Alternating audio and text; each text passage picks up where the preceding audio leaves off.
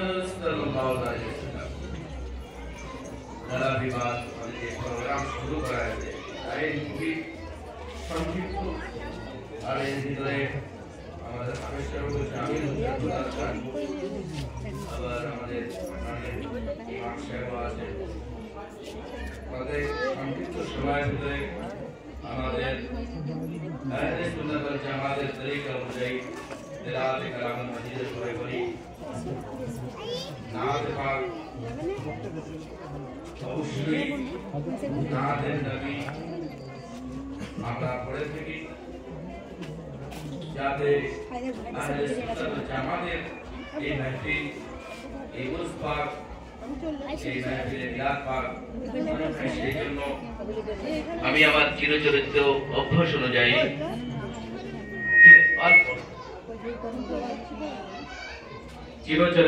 অনুযায়ী না পাকের চাঁদ আসার আপনাদের সম্মুখে পেশ করছি। যদি ভালো লাগে অবশ্যই ঠিক আছে, ঠিক আছে, ইনশাআল্লাহ তাআলা আপনারা সুবহানাল্লাহ আলহামদুলিল্লাহ আল্লাহু আকবার করতে থাকবেন। এই রমজান মুবারক মাস আমরা রহমতের যে 10টি রোজা সেটা আমরা পূর্ণ করে এই মাগফিরাতের মাসে বসে আছি। আল্লাহ তাবারক তাআলার কাছে আমি দোয়া করি, পরওয়ারদিগার আলম এই উসপাকের महफिल मिलाद पाक हमारे जन्म मगफिरात एवं नाजातेर जरिया हो जाए जनाब आमीन सल्लल्लाहु अलैका या रसूल अल्लाह वसल्लिम अलैका या हबीब अल्लाह सामिर मोहतरम आला हुज़्ज़त अज़ीमुल बरकत मुजद्दिद दीन व मिल्लत अश-शाह इमाम अहमद रज़ा खां फाज़िल बरेलवी अलैहि रहमत व रिज़वान इश्क व मोहब्बत नबी पाकेर शाने खूब सुंदर एक कलाम लिखेছেন যে कलाम আকীদা এবং বিশ্বাস এত দৃঢ় এবং মজবুত হবে আহলে সুন্নাত ওয়াল জামাতের জন্য বিশেষ করে যে এই আকীদার উপর আমরা চলি সেই আকীদার উপর নিয়ে নামটা লিখেছেন আমাদের নবী পাক সাল্লাল্লাহু আলাইহি ওয়াসাল্লামের শানে এবং জেনে রাখুন যে নাতিয়া কালাম কিন্তু নিজের ইচ্ছা মতন লেখা হয় না বরঞ্চ কোরআন ও হাদিসের রূপান্তরে আল্লাহ তাবারক তাআলা আমাদের আকা মাওলা সাল্লাল্লাহু তাআলা আলাইহি ওয়াসাল্লামের শানে বলছেন যে সিরাজুম মুনিরা হে রাসূল আপনি হচ্ছেন উজ্জ্বল প্রদীপ উজ্জ্বল প্রদীপ এই যে মোমবাতিগুলো জ্বলছে এই মোমবাতি আল্লাহু আকবার এর দ্বারা যদি হাজারো লাখো কোটি কোটি যদি মোমবাতি জ্বালানো যায় এই মোমবাতির রোশনি কিন্তু কম হবে না হবে কি বরঞ্চ আরো উজ্জ্বল হবে আরো বেশি উজ্জ্বল হয়ে যাবে তো নবী পাক সাল্লাল্লাহু আলাইহি ওয়াসাল্লামকে চন্দ্র সূর্য এগুলো না বলে নবী পাক সাল্লাল্লাহু আলাইহি ওয়াসাল্লামের বিষয়ে বলা হয়েছে যে হে রাসূল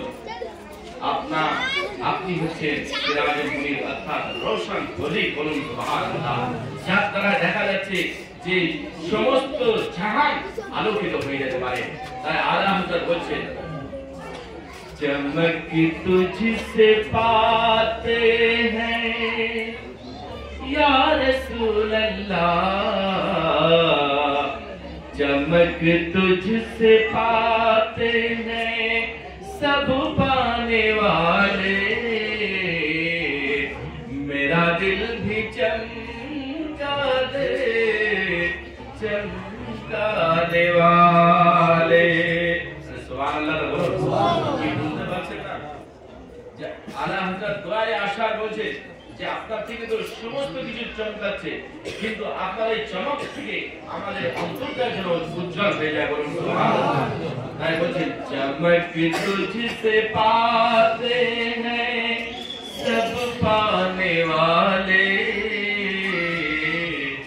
मेरा दिल भी चमका दे ऐ चमकाने वाले बरसता नहीं देख कर जज़ाकल्लाह बरसता नहीं देख कर जज़ाकल्लाह अब रे रहमत बरसता नहीं देख कर अब रे रहमत बदों पर भी बरसा दे बदों पर भी बरसा दे बरसाने वाले बदों पर भी बरसा दे बरसाने वाले चमक तुझसे पाते हैं सामिर मोहतरम আমরা আহলে সুন্নাত ওয়াল জামাতের আমাদের আকীদা হায়াতুন নবী নবী পাক সাল্লাল্লাহু আলাইহি ওয়াসাল্লাম তিনি জীবিত আছেন আর সেই জীবিততা আলা হযরতের এত সাত আকীদা তিনি সেই জীবিততা নিজের স্বচক্ষে দেখেছেন অন্য আশার বলেন আমি এক্ষুনি নবী পাক সাল্লাল্লাহু আলাইহি ওয়াসাল্লামের জিয়ারত করলাম তাকে দেখলাম এক্ষুনি কি হয়ে গেছে আল্লাহু আকবার তাই তিনি দেখেছেন বলে ভাই কসম কে খেতে পারে যে স্বচক্ষে দেখতে পারে সেই কিন্তু কসম খেতে পারে তাই আলা হযরত কসম খেয়ে বলেন तू जिंदा है वल्लाह तू जिंदा है वल्लाह तू जिंदा है वल्लाह तू जिंदा है वल्लाह मेरे चश्मे आलम से छुप जाने वाले मेरे चश्मे आलम से छुप जाने वाले चमक तुझसे पाते हैं सब पाने वाले मेरा दिल भी चमका दे चमकाने वाले। इस আহলে সুন্নাত ওয়াল জামাত এবং অন্য ফিরকার মধ্যে যে পার্থক্যটা আপনারা জানেন যে এই দুটো এই যে আহলে সুন্নাত ওয়াল জামাত একটি তরিকা বা অন্য যে সমস্ত তরিকাগুলো আছে সেই তরিকার মধ্যে পার্থক্য শুধু আদব আদব যেটা বেআদব বেনসিব আদব বা নসিব আপনারা অনেক দরগাতে বই লেখা দেখবেন যে আমাদের আহলে সুন্নাত ওয়াল জামাত আপনারা কোন সুন্নি আলেমের ওয়াজ শুনবেন দেখবেন নবী পাকের নামটা কত সুন্দরভাবে নেয় এবং দুরূদ পড়ে। আর আপনারা অনেক বেওয়াকুফদের ওয়াজ শুনবেন বিশ্বনবী নবী মুহাম্মদ বা আলী এইরকম ভাবে, কিন্তু আমাদের যখনই কোন সাহাবায়ে রাসূলের নাম নেওয়া হয় যখন কোনই আহলে বায়াত তাহার নাম নেওয়া হয় সঙ্গে সঙ্গে হয় দুরূদ পড়া হয় নবী রাদিয়াল্লাহু তাআলা নবী সাল্লাল্লাহু আলাইহি ওয়াসাল্লাম বলে থাকেন ঠিক কি না?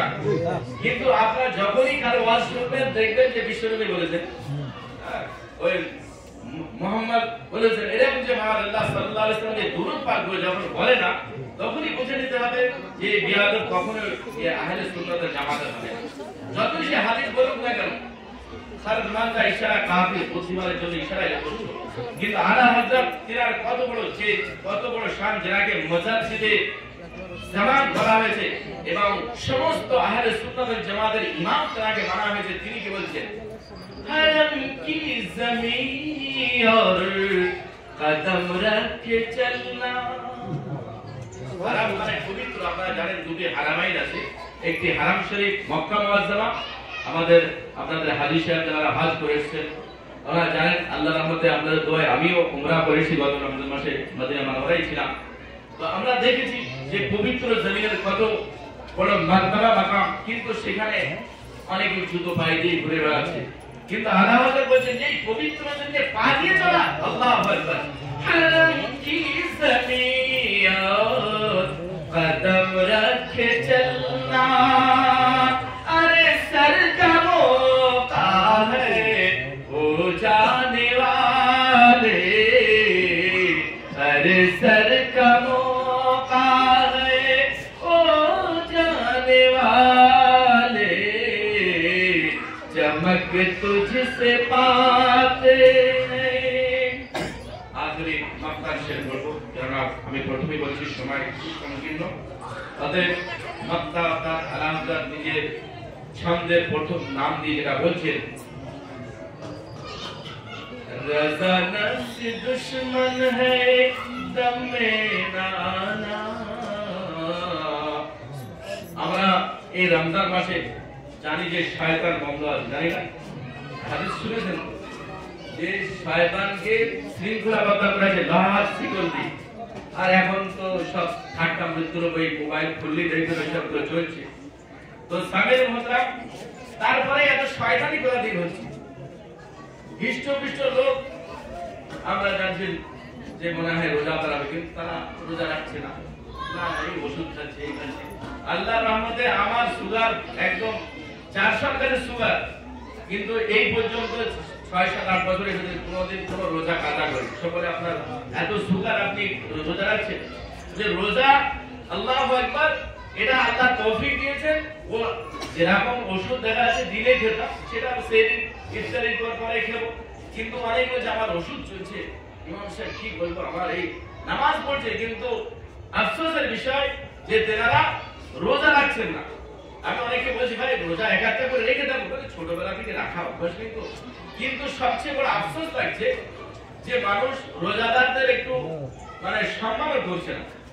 যে এইটা রোজার মাস আমাদের দিকে বা আমরা এই মেদিয়াপুরের মতো জায়গা দেখেছি ওদের পয়সা অনেক আছে, অনেকে রোজা রাখে, অনেকে রাখে না কাজ কামের ভিতরে, কিন্তু তারা একটা থেকে চা পানি পান করে। কিন্তু আমাদের সামনে এসে খুঁয়ে নিতে হয়তো শীতদিনে থাকলে বলবেন মনে হয় আমার করে বলছে না।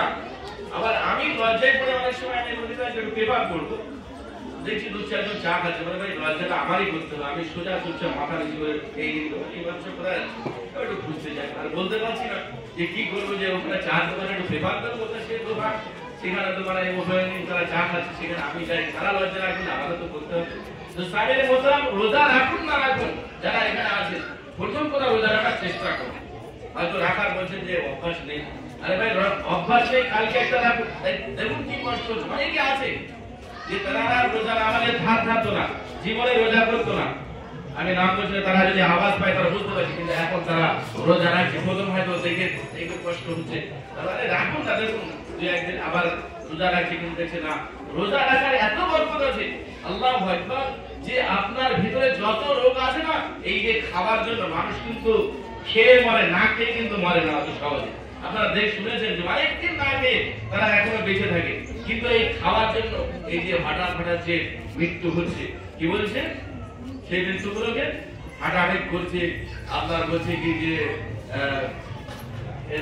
মানে খাবার গ্যাস হয়ে এমন একটা অবস্থা হয়ে যাচ্ছে যে সঙ্গে সঙ্গে সে স্ট্রোক হয়ে সে আর সময় নিচ্ছে না, মারা যাচ্ছে, কিন্তু সেটা খাওয়ার জন্যই হচ্ছে।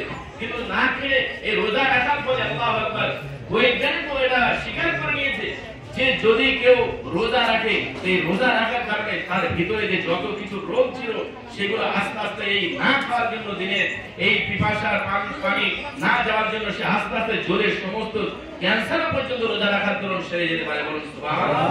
তাই সামনের মতো নিয়ত করে যারা রোজা এখনো রাখেননি, বরকত এবং নাজাতের রোজাগুলো বাকি আছে, যদি দেখছেন যে একটা রাখার পরে একটু কষ্ট হচ্ছে, আরেকটা বাদ দিলে, কারণ জুমার দিন আছে, কেউ যেন আপনাকে জিজ্ঞেস করলে আপনি না বলবেন না রোজা রাখি, বরঞ্চ রোজা রাখুন আল্লাহর উদ্দেশ্যে। এবং কথা হচ্ছে যে নিজের লজ্জার খাতিরে যারা রোজা রাখছেন না, তারা সম্মুখে এইভাবে খাওয়া দাওয়া না করে, প্রকাশ্য বিড়ি সিগারেট, প্রকাশ্য এই খৈনি তামাকু না এ করে, বরঞ্চ একটু আদত করুন, একটু লজ্জা, জিনিসটা তো দুনিয়া থেকে উঠে যাচ্ছে, একটু লজ্জা করুন। সামনের মতো যদি লজ্জা না থাকে, যদি লজ্জা জিনিসটা শরম হয় যদি না থাকে, সে কিন্তু আর মানুষ থাকে না। এই জন্য আস্তে আস্তে এগুলো উঠে যাবে কিয়ামতের আলামত, কিন্তু এত শিগগিরই আপনারা তুলবেন না, একটু লজ্জা করুন। লজ্জা হচ্ছে ঈমানের অঙ্গ, যার লজ্জা নেই তার ঈমানও নেই। তাই সামনের মতো অবশ্যই আমাদেরকে লজ্জা করতে হবে। আলা হযরতের যে কালামটা আমি পড়ছিলাম, আলা হযরত আসিফুল বাক্কার, তিনি মাকসার ভিতরে বলছেন রাজা নফস দুশমন হ্যায়। এই যে নফস, যাকে নফসে আমারা বলা হয়েছে, এই কিন্তু মানুষের দুশমন। সব সময় সে কি করবে, তো কুমন্ত্রণা দেবে, এই রোজা রাখিনি, মসজিদের কথা কথা বলবে, ওসব শুনতে হবে না, এই মসজিদের কথা এসব। এই যে নফসকে যখন আপনি নিজের কন্ট্রোলে করতে পারেন, জেনে রাখুন আপনি সমস্ত জায়গায় কামিয়াব হয়ে যাবেন। আর যদি নফসকে না কন্ট্রোল করতে পারেন, সে আপনি মক্কায় যেও আপনার ও ভালো কাজ করে, সেখানে যেও বদমাইশি শুরু করে দেবেন। তাই সাহেবের মতরাম, সর্বপ্রথম আমার যেটা করতে হবে সেটা হচ্ছে এই নফসকে মারা। আর এই নফসকে মারার জন্যই কিন্তু রোজা। কিন্তু আমাদের রোজাটা তো এখন হয়ে যাচ্ছে সেই মানে একটা খামখেয়ালি বানা, কেন আমরা দেখছি দিনে খাচ্ছি, রাত্রে এত খাচ্ছি, সেই সন্ধ্যা থেকে ইফতার থেকে নিয়ে মানে সেই সেহরি পর্যন্ত যা ইচ্ছা তাই করতে, নফস আরো বেশি বদমাইশ হয়ে যাচ্ছে, আরো বেশি চাঙ্গা হয়ে যাচ্ছে। আর যখন সে চাঙ্গা হয়ে যাচ্ছে, তখন সে তার দ্বারায় আর ভালো কাজের আশা করা যাবে না। তাই নফসকে মারার কারণ হচ্ছে যে আল্লাহর অনুগত করা। আমি তাকরির করিনি, কিন্তু নফস বলতে বলতে অনেক বলে ফেলছি যে নফসকে যখন জিজ্ঞাসা করে যে বলো তো নফস আমি কে, তখন সে নফস অহংকার করেছিল তুমি তুমি আমি আমি। তখন নফসকে না খাওয়ার পরে তখন সে বলেছিল হে আল্লাহ তুমি আল্লাহ আমার মাবুদ, আমি হচ্ছি তোমার বান্দা। বলুন সুবহানাল্লাহ। তো কথা হচ্ছে যখন নফসকে খাওয়া থেকে বন্ধ করা হলো, তখন কিন্তু তার ভিতরে আর সেই সুরসুরানি আর তার ভিতরে সেই কুমন্ত্রণা আর আসেনি। কিন্তু যখন আপনি নফসকে মারার চেষ্টা করবেন, এইগুলো রোজা রাখতে হবে, রোজা দ্বারা পরহেজগারি হবে, কিন্তু আমরা সেই রোজা থেকে বঞ্চিত আছি। আল্লাহ তাবারক তাআলা আমাদের মাফ করুন। এই মাগফিরাতের রোজাগুলো আপনারা অবশ্যই রাখুন এবং রাখার চেষ্টা করুন। অপরকে রাখার জন্য আপনারা নিজেদের বন্ধু বান্ধবদেরকেও আপনারা উৎসাহিত করুন যে যাতে রমজানের মুবারকের রোজাগুলো তারা সুস্থভাবে রাখে। আল্লাহ তাবারক তাআলা তৌফিক দান করুন। আলা হযরতের এই কালাম দ্বারা আমি শেষ করছি। रज़ा नफ्स दुश्मन है दम में नाना कैसा नफ्स दुश्मन है दम में नाना, कहाँ तूने देखा है चंद्राने वाले या रसूल अल्लाह, चमक तुझसे पाते हैं सब पाने वाले, मेरा दिल भी चमका दे चमकाने वाले। আল্লাহ তাবারক তাআলা আমাদের এই সকলের এই সম্মেলন, এই মাহফিলে মিলাদ পাকের শরীক হওয়া এবং সকলকে শোনার পরে আমল করা সকলকে তৌফিক দান করুন এবং আমাদের সমস্ত গুনাহ খাতাগুলোকে মাফ করে আমাদেরকে সিরাতুল মুস্তাকিমের উপর চলার তৌফিক দান করুন। আহলে সুন্নাত ওয়াল জামাতের উপরে কায়েম দায়েম রাখুন। আল্লাহুম্মা আমিন আমিন সুম্মা আমিন। ওয়া আখির দাওয়ানা আলহামদুলিল্লাহি রাব্বিল আলামিন। আস্তাগফিরুল্লাহ লি ওয়া লাকুম আজমাইন ওয়া মা আলাইনা ইল্লাল বালাগুল মুবিন।